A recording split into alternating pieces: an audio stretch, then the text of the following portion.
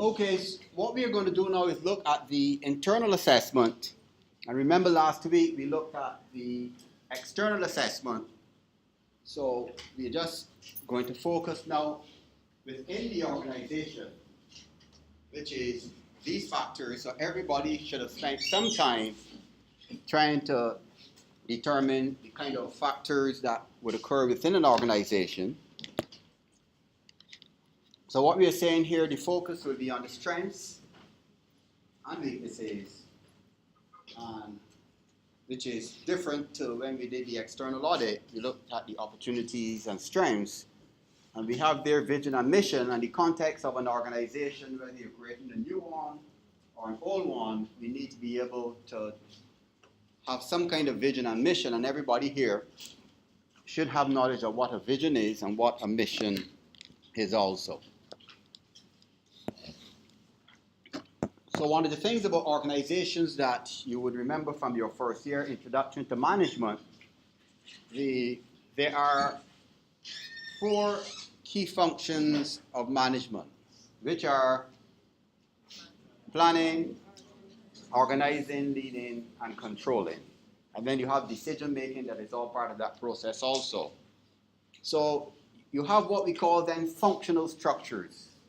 And if you remember when you did the organizing function in the introduction to management, in the organizing function, organizations then are divided into functional units. So to refresh your memory, a functional unit would be a company that has a president.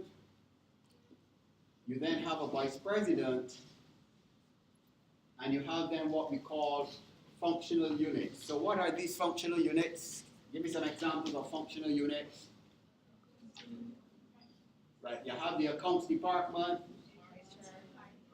you have the marketing department, right, you have HR, you can have sales department, you can have a production department, or you can even have an IT department. So these are what we call functional units.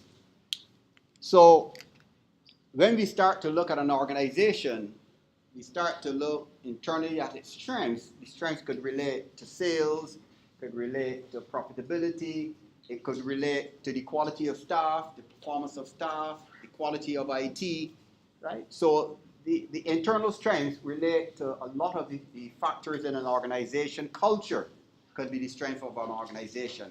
The brand image, right? Brand recognition and all things that could be part of it.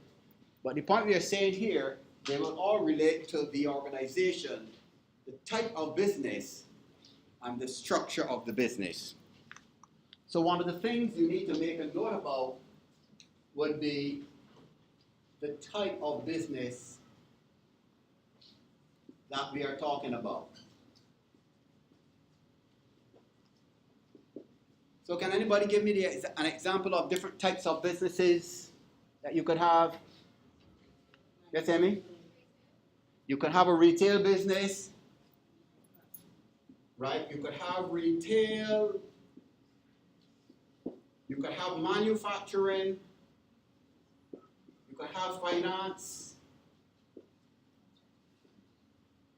You can have not-for-profit.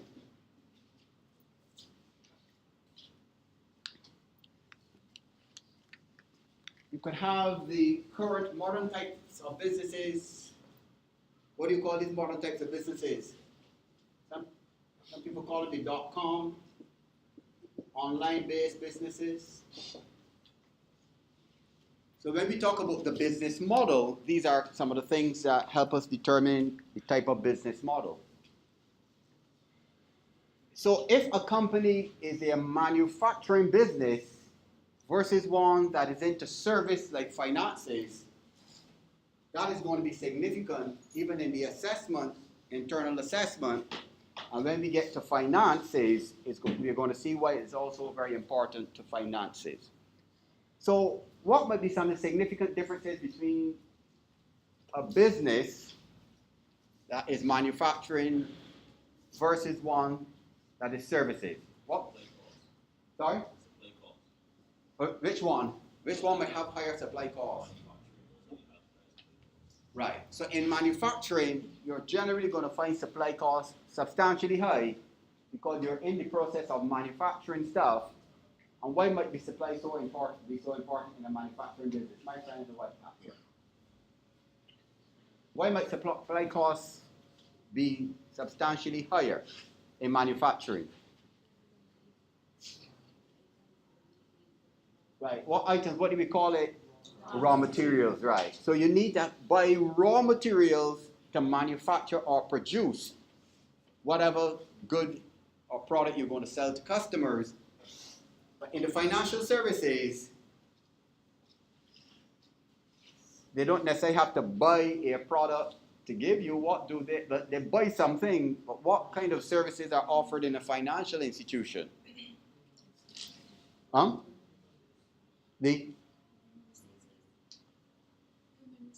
What else is offered in a financial institution? It's customer service, advice, information, sometimes money. But how is money passed generally nowadays? Right? When you borrow money from the bank and you get a loan for $200,000, do they physically give you $200,000? No. So a lot of the money is transferred electronically. You don't see it being passed to you, but what do you get? What instrument would you get that allows you to say, yes, I just got $200,000 from the bank? A check or some direct transfer to your account. So for some of you who are studying, say, from Antigua, you would not have brought all of the money you got from Antigua with you, obviously because there are, what kind of limitations for bringing so much money? Look at this model and tell me what limitations, where would the limitations come from if you wanted to bring $30,000 from Antigua? But it's illegal to bring over a particular sum of money in most of all countries across the world. Right? So the legal regulations would prevent you from doing it, so you could either have a direct transfer to your account, right? Or some check you bring to the university. So that's the point we are saying, that there's not a lot of heavy, hard stuff that is passed on. As we said, it's service-oriented people, relationships, the quality of service that would be most important.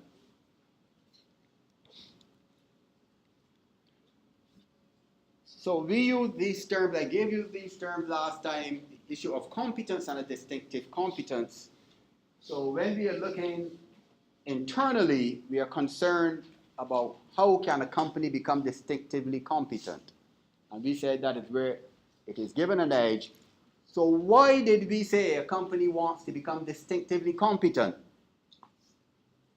Why might a company want to become distinctively competent? My friend right in the back. Yes, why might a company, we touched on it last week, why might a company want to become distinctively competent? Sorry? Right, but what kind of advantage? A competitive advantage, right? A competitive advantage is what we want. And remember, in this course, these terms are going to be terms that each student would need to know very well.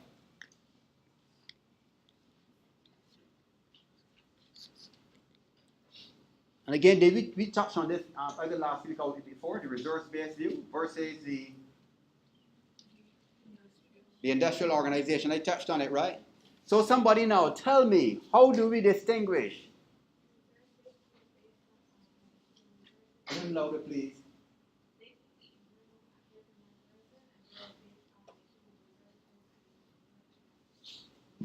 And the IO is based on?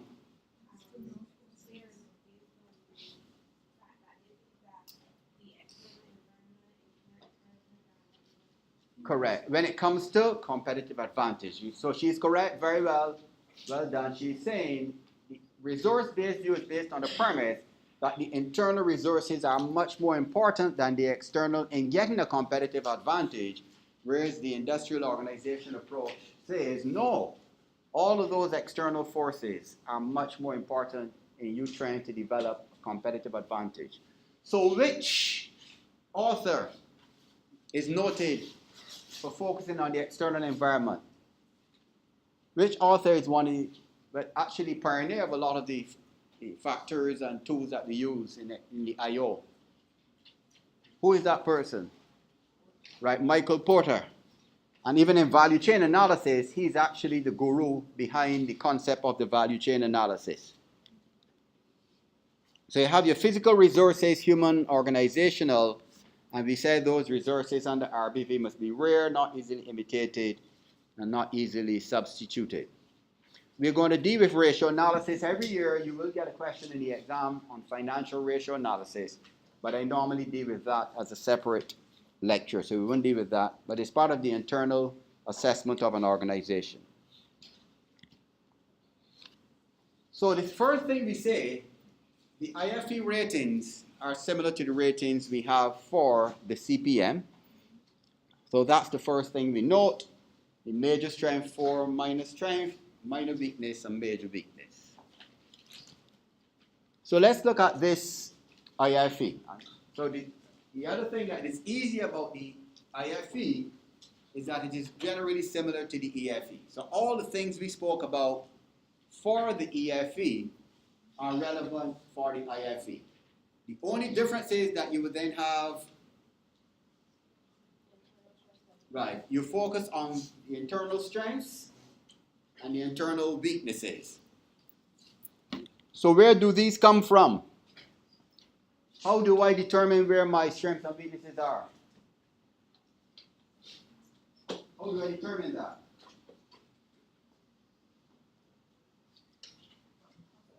Sorry? On profit? How do I determine where my strengths and weaknesses are? It's on the board. Sorry? Yes, sir. But I said it's on the board. You conduct a SWOT analysis which helps you to determine your strengths and weaknesses and your opportunities and threats. So my friend in the back, like, he's ready for the quiz next week. So folks, in linking forward to your exam,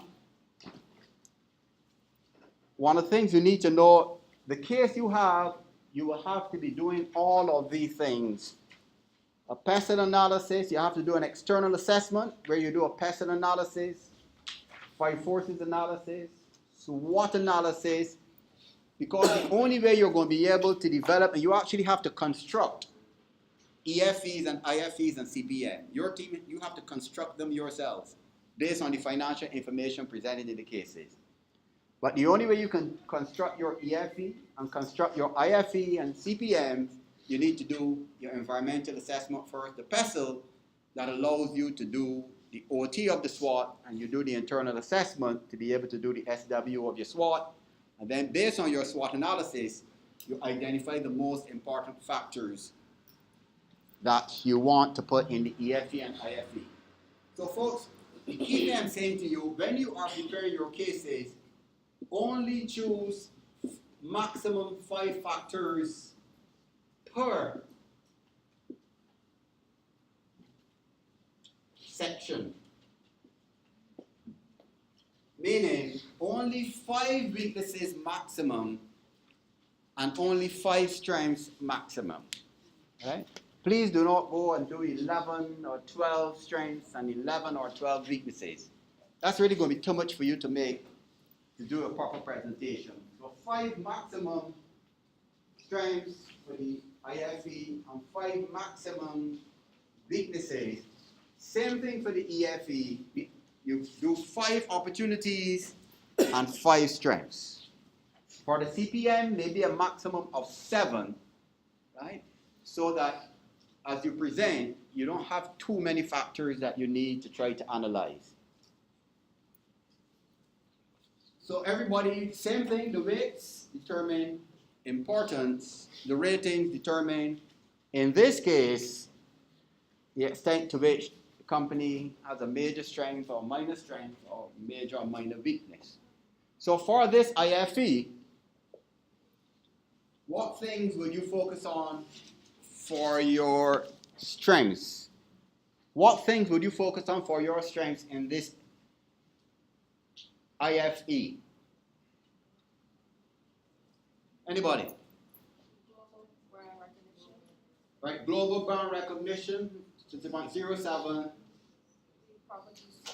Proprietary Skype technology, global presence, and eBay's bills, me later, etc.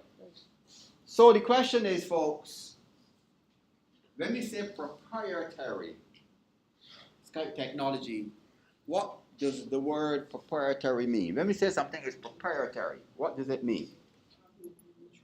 Sorry? Well, it involves ownership. What about the ownership?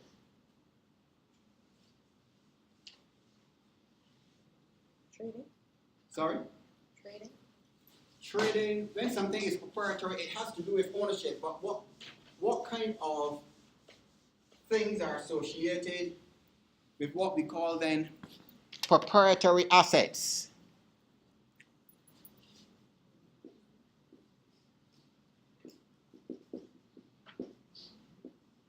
Y'all ever heard it before? So proprietary, you're correct, deals with ownership, but what type of ownership? Correct. Patents. What else? Copyright. Anything else? Trademarks.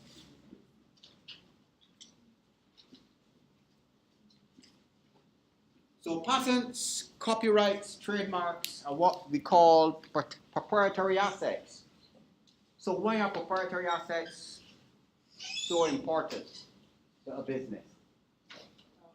Well, especially for those companies that would have spent a lot on research and development, it gives them the opportunity to recoup their profits before other companies can begin to use the same technology to manufacture products.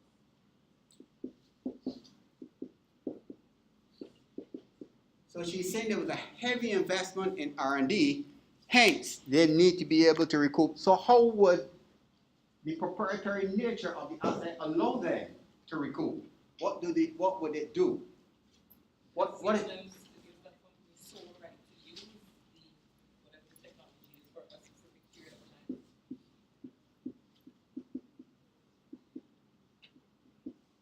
sole rights because they developed it.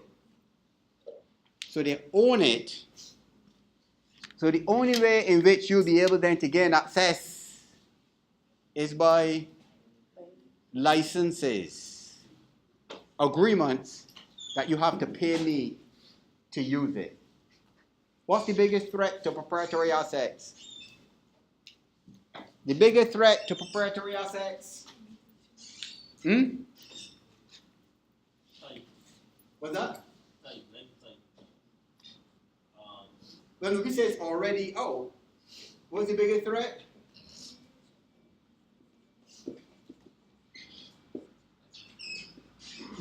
And pirates. So when you pirate people's software and people's proprietary assets, they might break the law, but they first have to find you. So the biggest threat is people stealing people's proprietary assets. And when it is IT driven, that the IT that is this intangible thing that is inside computers is very, very, very difficult to find everybody.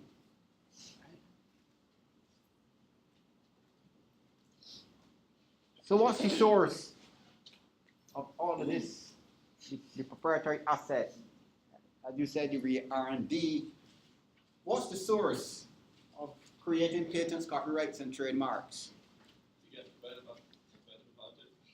But eventually, that's not the source, that is the result of it. Excellent, you get a competitive advantage, correct? So we say proprietary assets can actually give you a competitive advantage. But what's the source of creating these things in the first case? Anybody can copy. Nobody's source. So you say training and development is a tool, innovation. So what's the source of innovation? Sorry? Stop whispering. Talk loudly. Correct. the source is really your human resource, your employees. Innovation comes from people, folks. I don't think we have developed computers yet that can be as creative and innovative as human beings. So when we talk about proprietary assets, the output of the research and development comes from within people. You understand people's creative genius, the ability to innovate and think up new and fresh and creative things. So that's why I said, folks, earlier, the human resource is the most powerful resource any organization can access. Not the external hard resources, but the human resource, because that's the root of innovation and creativity. All of this technology that is driving the world, human beings are the source. So far, as I said, they haven't yet created computers who can be as creative and innovative as humans. Maybe sometime in the future, they're going to be able to achieve that. Morning. So if I say, give me a theoretical perspective, the lady in green, right to my left, if I say, give me a theoretical perspective that can help us explain just what we discussed, what theoretical perspective would you use?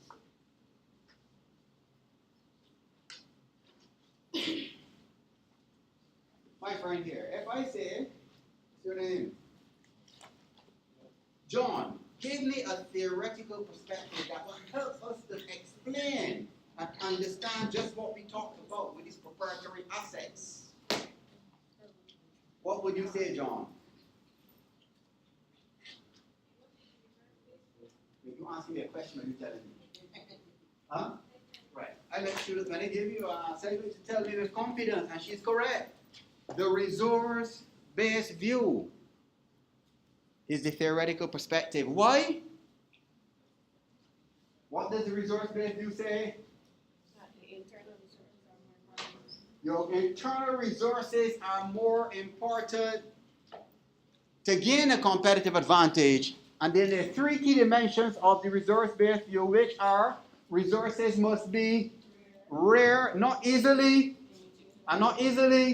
which is your point, can't be easily imitated or substituted. If you just can't look at my thing and copy it. I mean, you can, but what would I do if you try to do that? I can sue you, put you before the court, and once I can bring the proof, with all of my research and development, you have a lot of money to pay me. A lot of money to pay me. Everybody with me here? So folks, you see the discussion we had just now? That is the kind of discussion that prepares you for the exam. Right? So that's what I'm encouraging you to get engaged in the discussions. My friend here, you understand what I'm saying, buddy? Right? You're not going to find these discussions and interactions in the textbook. So even if you read David, the textbook, or any textbook, and notes from now till next year, you still will have challenges in answering the questions in an exam context, because that interaction, that knowledge building that we are doing with the interactions here will be critical to you understanding the course. So we identified which ones are more important because of the weights. And we see the ratings. 4 means major strength. So it means this company is doing extremely well. eBay. And this is eBay, and then you have the weaknesses. Which weaknesses should we focus on? Lack of cash. The lack of cash. New management team. The 5, so you will look at the 5, the 6, which is the highest, you look at the prior expenditure. We're focused on traditional word groups. Then we have the lack of policy, trading activity, and litigation with potentially large, good morning, financial remuneration in several areas. And you see what they're talking about?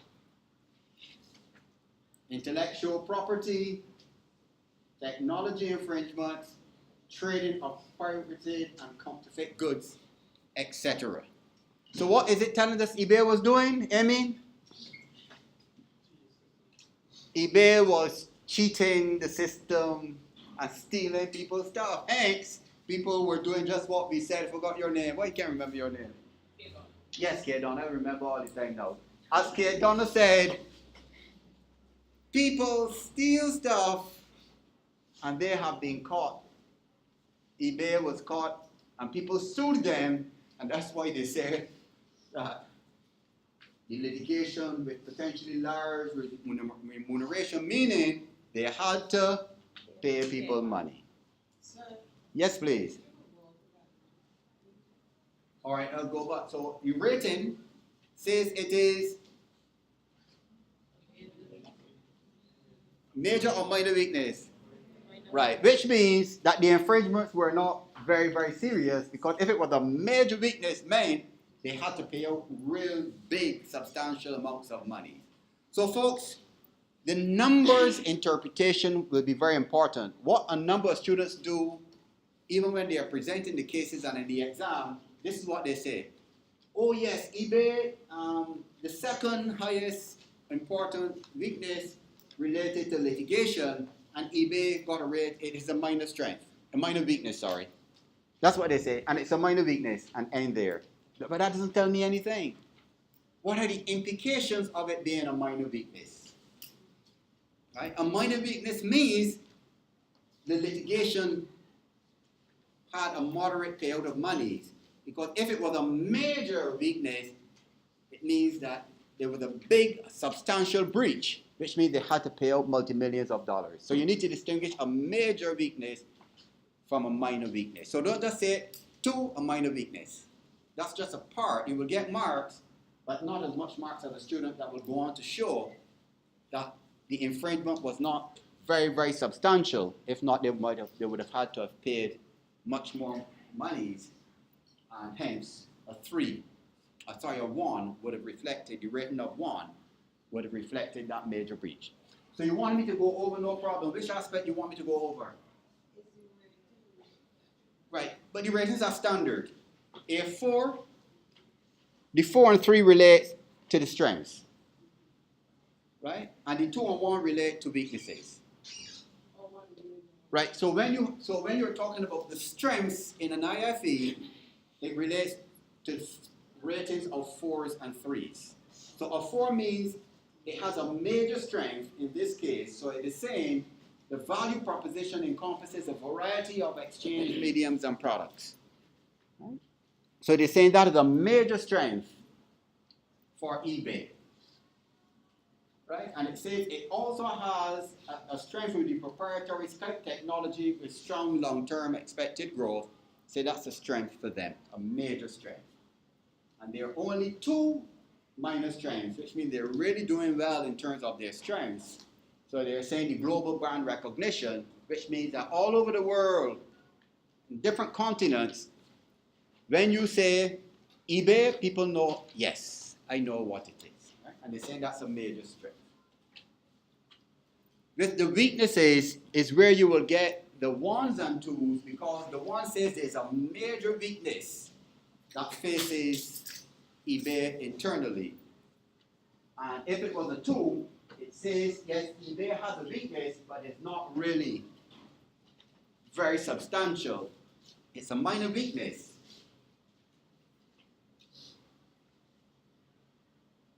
Now, as we said before, you focus on the highest rating. So in this highest rating, you focus on the highest ratings. So in this chart here, which factor should eBay pay a lot of attention to? The lack. Why? Because it has the highest rate of 0.06, and it is a major weakness. A lack of cash dividend paid to investors reduces the attractiveness, etc. So which ratio might help us to determine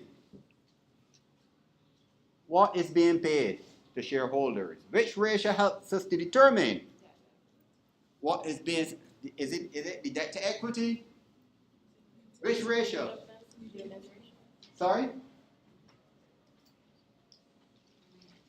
Which ratio helps us to determine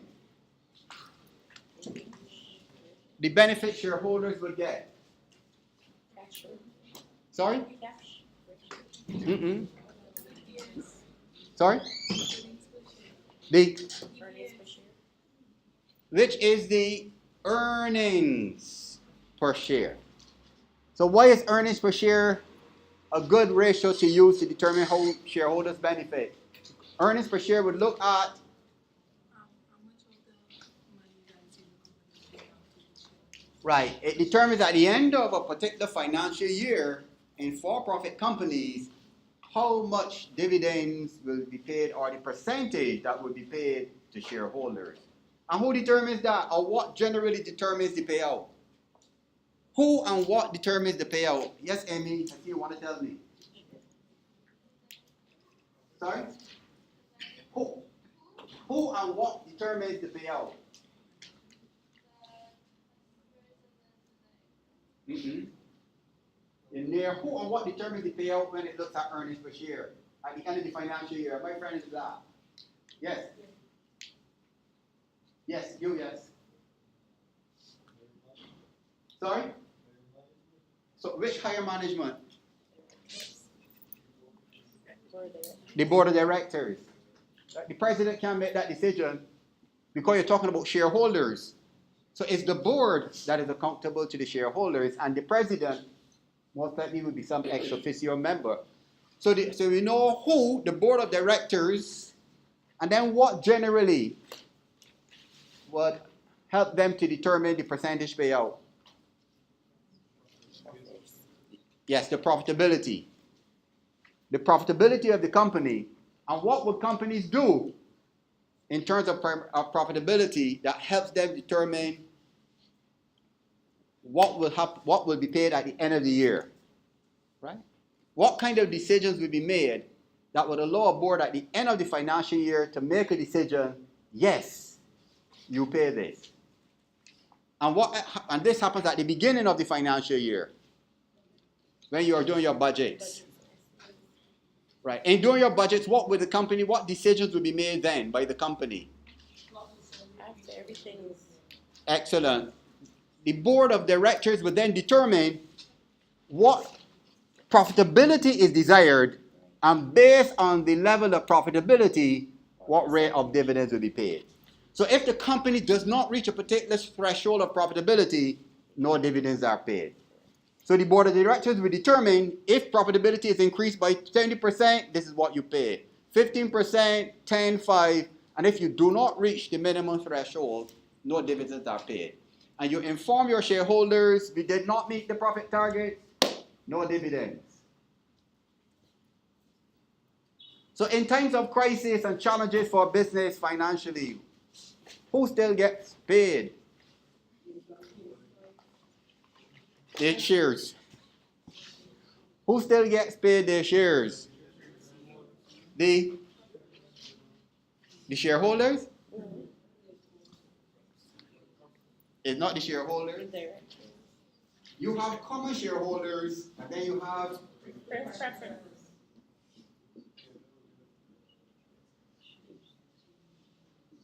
I'm going to talk to Don Lee. Who the finance people here? Who the finance students? I'm going to talk to Dr. Carrington. Y'all have Dr. Carrington? Who taught y'all financial management? Stacy Eswick? I'm going to talk to Stacy then. Yeah, but it's your preferred shareholders that actually will be paid if in challenging times. They are given priority. And then the common shareholders, unfortunately, if anything is not left back, you don't get anything. And the preferred shareholders are normally the people who invest substantial big sums of monies and consistently invest in the business. And then the final rating suggests then 2.98 suggests that 2.98 suggests that right.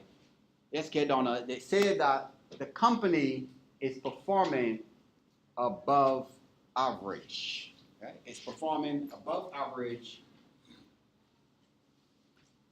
What type of rate is that? Is it score? Sorry? What type of rate is this one? What kind of? Rate is this? 2.98. That's the total weighted score. Oh. Right? So you have your weighted scores for each factor, and then your total weighted score.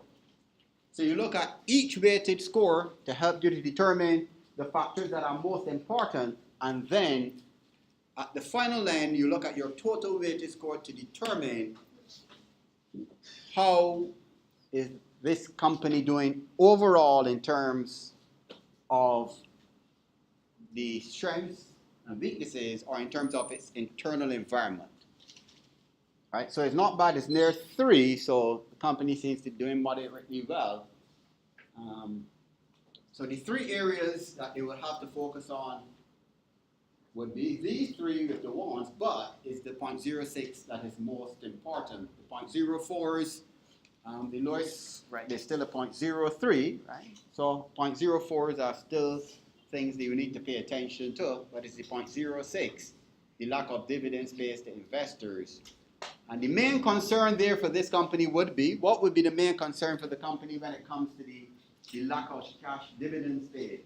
What might be their main concern?